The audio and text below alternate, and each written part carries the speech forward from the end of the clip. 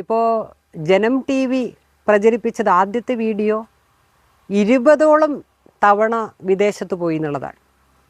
പിന്നീട് അവർ പ്രചരിപ്പിച്ചു 23 തവണ പോയി. എന്തിനു പോയി?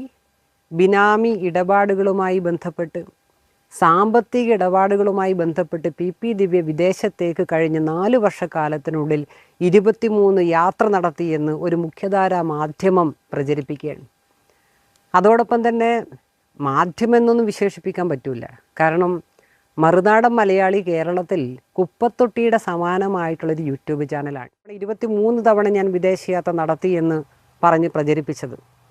2 തവണ വിദേശത്ത് പോയിട്ടുണ്ട് ഈ 4 വർഷക്കാലത്തിനുള്ളിൽ. എൻ്റെ പാസ്പോർട്ട് നിങ്ങൾക്കാർക്ക് വേണമെങ്കിലും പരിശോധിക്കാം.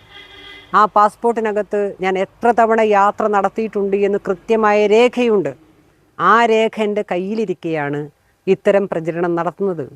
സമൂഹ മാധ്യമങ്ങളിലൂടെ ഇത്തരം ഒരു പ്രചരണം നടത്തിയാൽ സ്വാഭാവികമായും പലരും വിശ്വസിക്കും. പകുതിയിലേറെ പേർ വിശ്വസിക്കുന്ന ആളുകളുണ്ട്.